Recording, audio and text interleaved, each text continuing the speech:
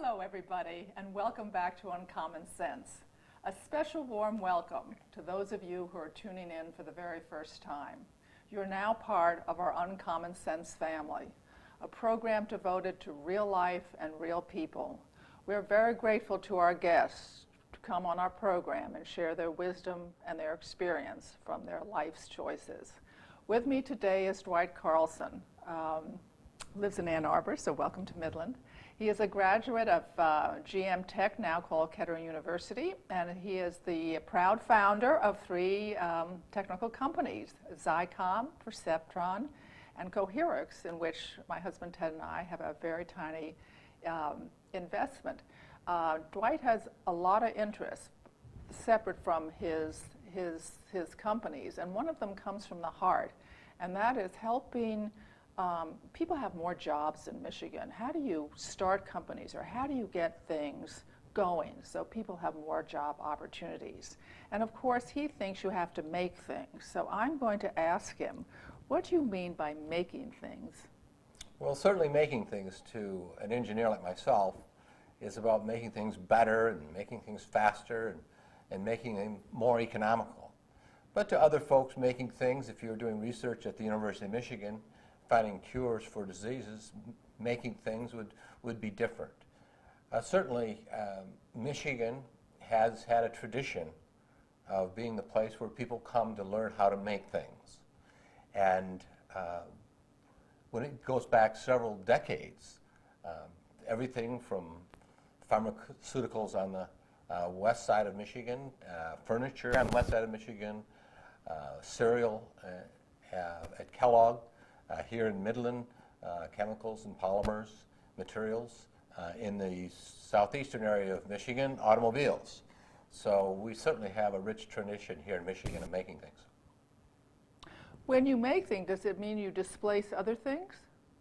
Certainly. It's continually evolving, new technology, and of course new technology starts with research.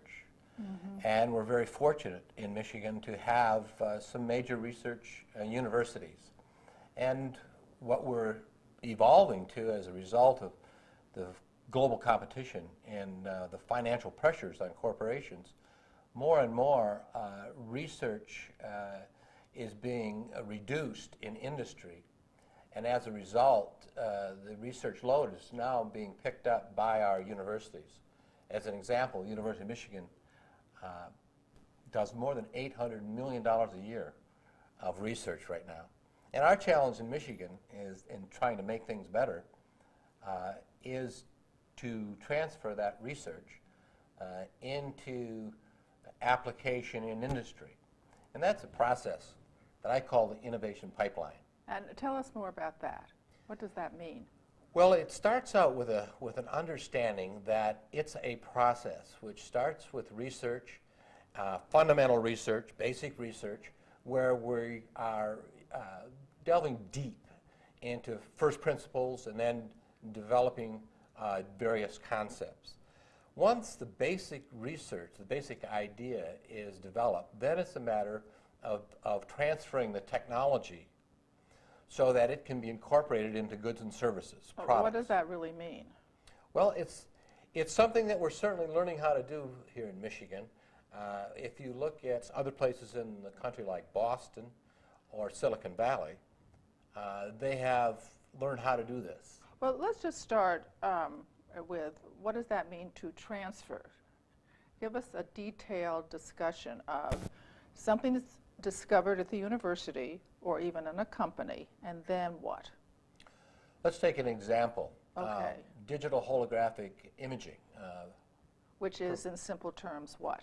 It's the ability to use light to define an object. Okay. To thoroughly define an object. And Right. Professor Emmett Leith at the University of Michigan, Right. early in the 60s, had a discovery, doing research, and is actually the father of modern holography is Professor Emmett Leith. Well, that technology, that idea, that research, over time, to be useful by industry and by society, needed to be implemented. So there's enabling technology. In order for the idea to be transferred, for instance, tunable lasers that put out different frequencies of light, had to be developed. So there was a transferring of knowledge into the telecommunications industry. How did that happen? I look at this system as there needs to be a pull. Industry You mean a needs to desire, a need, or the next step in the development of something? What does the pull mean? I believe it's enlightened leadership. Enlightened leadership in industry that understands there's a process, there's a three-part process. First, there's the research, then the research results are transferred into innovative technology companies, so many of them in Boston, so many in Silicon Valley, some in Michigan, should be a lot more. The role of those innovative... Say right there, when you say transferred, that means they have to get together with another company, and they have a joint company or joint venture. What does that mean? The model that seems to work the best Right. is for the professor, the researcher, to have some role in the innovative company. Right. Not necessarily a management role, not necessarily a CEO role, but potentially a chief technical officer of a specific application Right. area. Okay. So that's a good way of transferring the knowledge, having the professor have a role in the company. In the new company. In the new company. Called a startup. Could be a startup. Usually is a startup. Or it could be something that is in an existing company. They want to encourage that technology because they feel they could make a product or improve a product they had heretofore made and sold. Exactly. Okay. Another complementary activity in technology transfer is the funding of graduate students. PhD candidates, their research usually takes 2 to 3 to 4 years. So if one of these innovative companies can fund that research, fund that student while they're obtaining their PhD, that's another way of, we've found that is very successful in transferring the technology. Now, the responsibility of that innovative company Right. that is to take the technology, make it practical and usable, Well, what does that cost-effective. mean? Well, typically a research idea is a long way from an implementation, either with the consumer or into, let's say, a manufacturing plant that's making things. There's a whole process by which the idea needs to be packaged, needs to be tested, it needs to be validated, it needs to be made cost-effective so that it can be implemented and used, and then there's a whole process of training and education, which I believe there is a role for the universities and the community colleges in that, to empower the workers in the plants so that they have the education and training to take responsibility for the performance of the process. Well, let's say you are making something new. So many people, it seems to me, have they like the way they're doing it. They do not want to learn anything more. They're afraid of the new. Am I wrong about that? I mean, I talked to my hairdresser, for example, and she just worries about jobs going away and this and that. And I talked to her, you have to retrain, that if she had not learned to blow dry hair, which is what happens to my hair, and she had stayed with still the old rollers, she would really not have a business very much.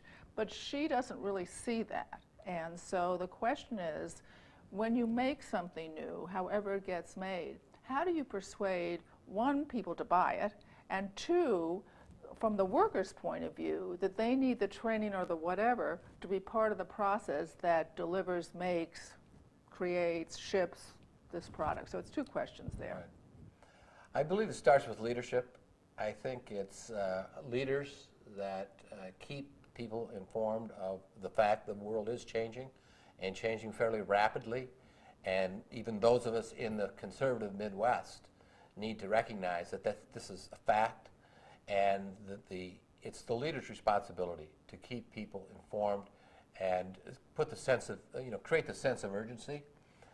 It is going to be very competitive. It's going to get more competitive, and change is absolutely inevitable, and we have to get very good at adopting change all the way through that process.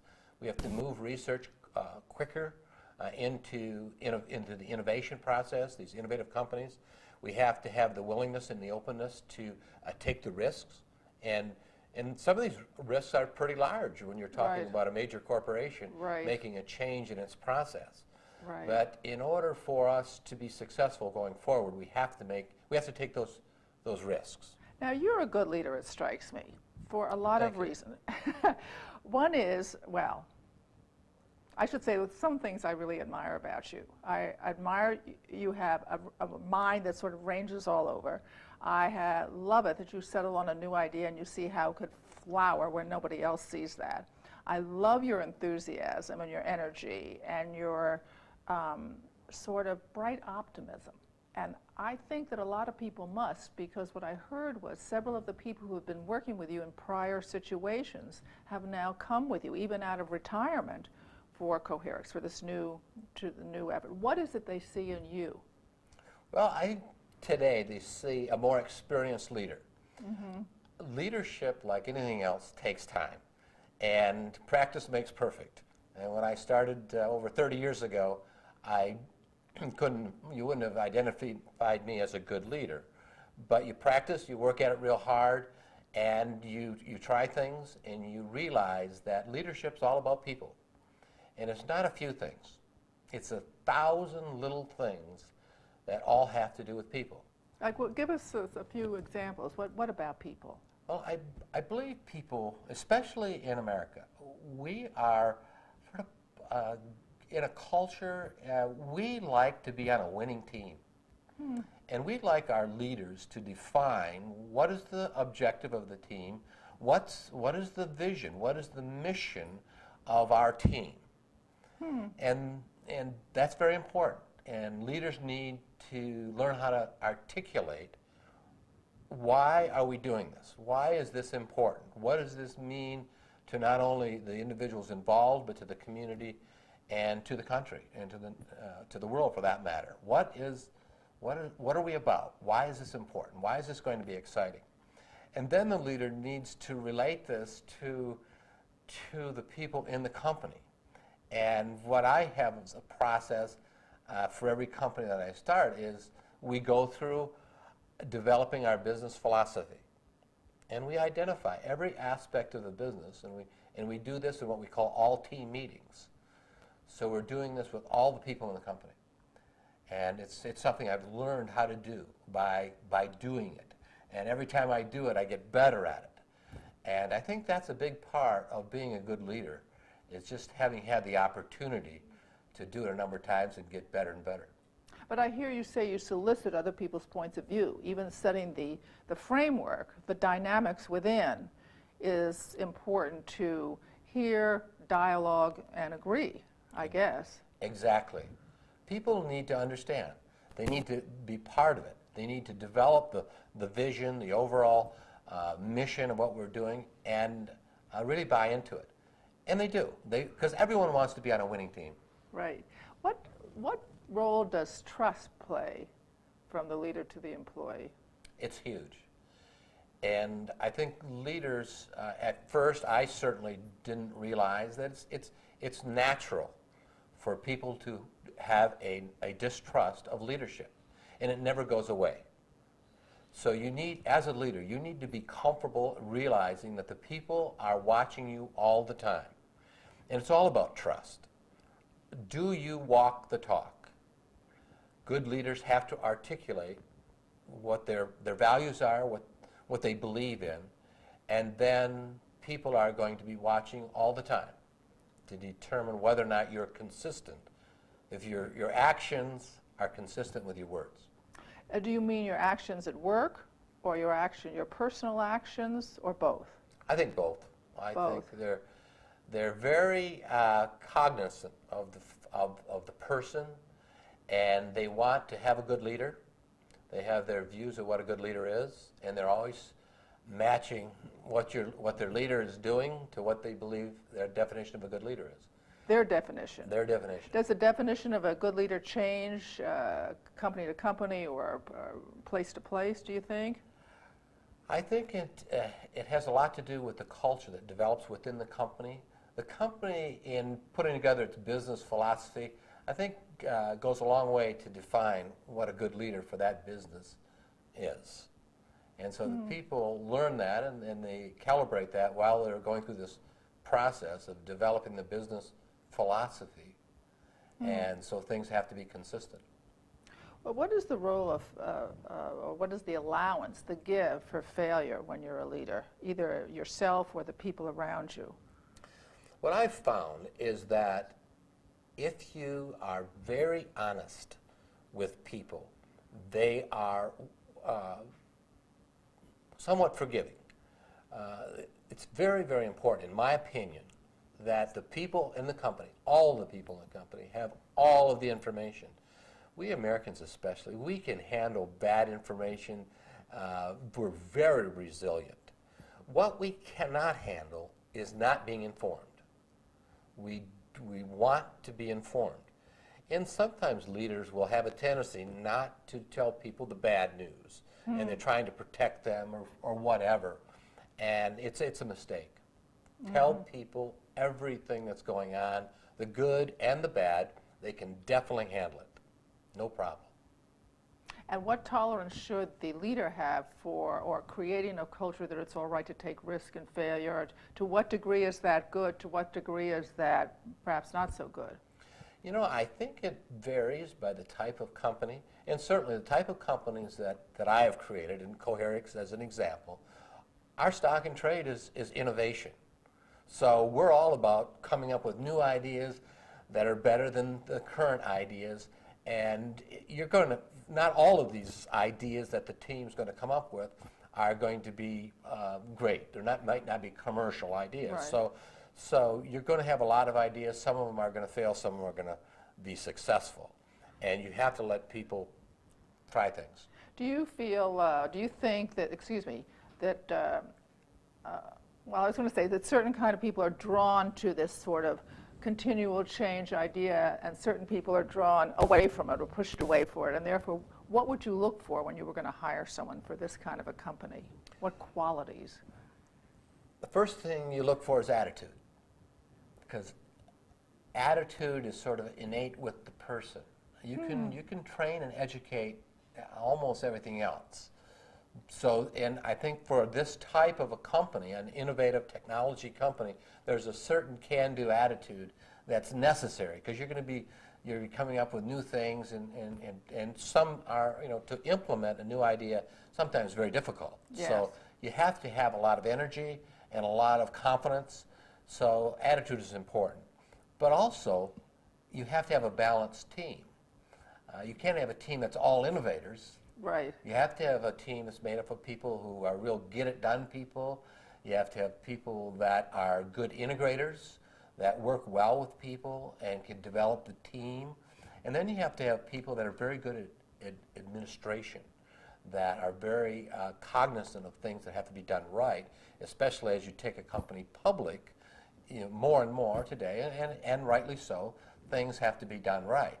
So the challenge of the leader, and it's taken me a lot of experience to figure this out. At least you learned, That's right, is a balanced team. Now, I just want to repeat back, there were the innovators. Right. There was the can-dos. Right. Well, Very productive people. the productive They're going to get it people, done. the administrative. Right. They're going to get And it the done right. That's done right, and the integrators. That's right. Those are the four. Those are the four elements. Oh, very interesting. Now, what happens? Do these help these types get along? I mean, why wouldn't they just sort of atomize into little problem areas? And if the leader does not know how to, or the experience, don't have the experience to build the team, they will. That's natural. I think Peter Drucker was the first one to identify in any group of people, whether it's a family group, a work group, a church group, or a sports group, three things occur naturally: friction, disorder, and malperformance. Those are natural as when you plant a garden. You plant the vegetables, what grows naturally? The weeds. Right. Well, in the human garden, what grows naturally is the friction, disorder, and malperformance. It's very natural. So what the leader needs to do is know how to garden. And that's it's 1,000 little things all having to do with people. But you can't expect to have a high-performance environment if you don't do anything. I mean, Coherix is the way it is because that's the way it is. It's not a random walk.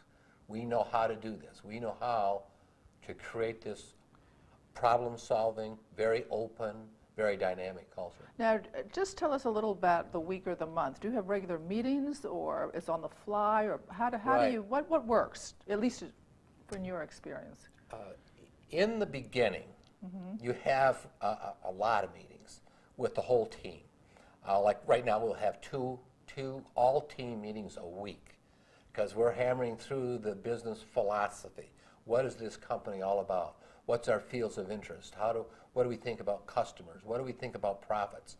And so we will have a lot of meetings. We're not only developing the business philosophy, we're also building the muscle of the team. People are getting Used to working with. Yes, exactly, and dealing with large issues. And then as we go along, we will always have at least one all-team meeting with everyone in the room once a month, at least once a month. Right now, it's more frequent than that.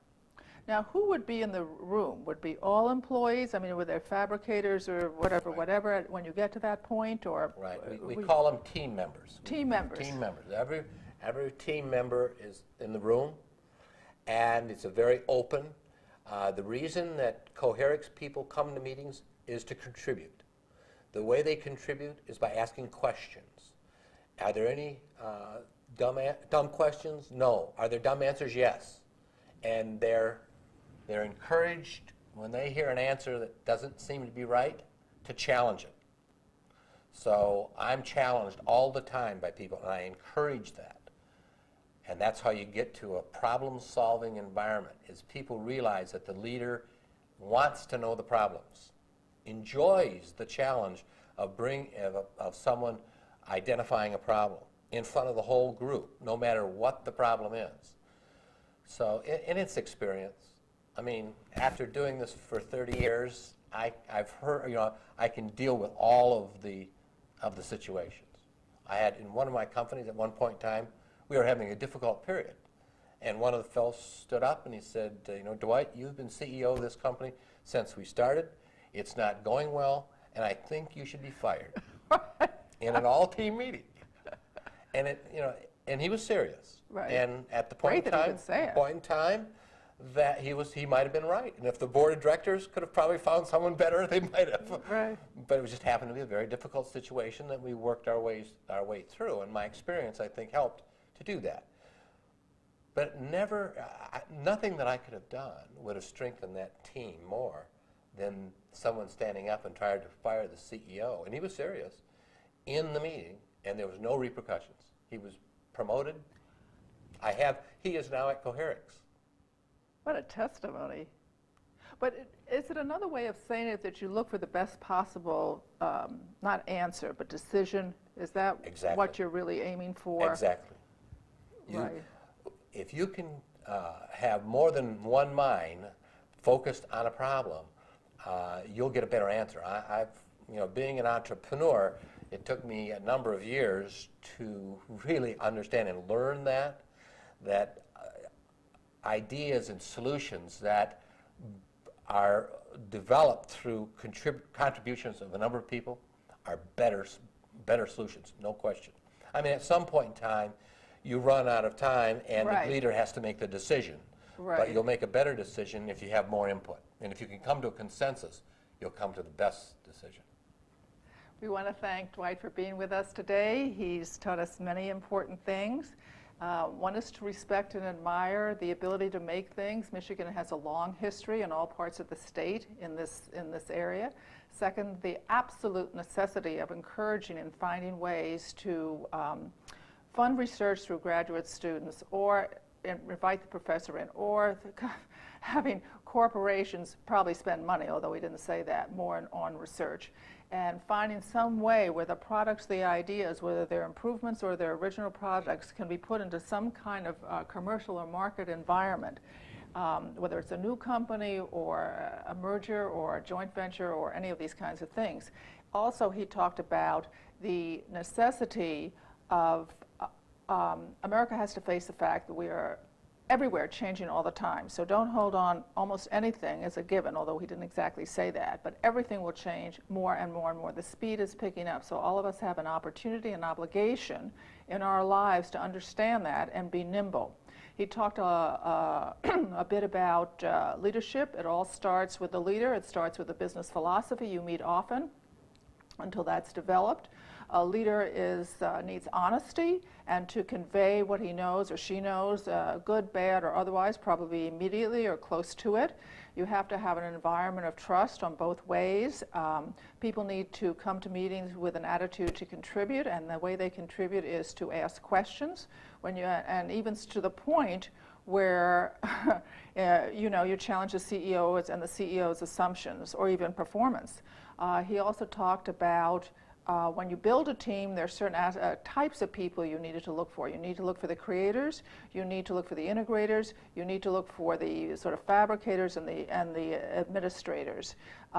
He talked about that business is kind of like a garden. The weeds always present, and you always are in the the throes of dealing with that and creating the vision or the business philosophy that you care to do. And as an employer, as a leader, the thing he looks for most is attitude. That's something we have say on. So we want to thank Dwight for being with us today, and when you see him around Ann Arbor, thank him for appearing. And remember, kindness counts. Please, please go out today and do something kind for someone you know or someone you don't know. And if you don't know what that means, just go up with the attitude. The attitude is, I'm here to help you. Thank you, and see you next time. Thank you, my dear.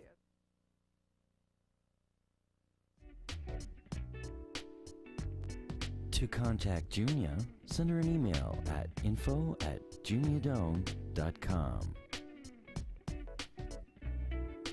For more information, program schedules, and news about future guests, go to www.juniadome.com.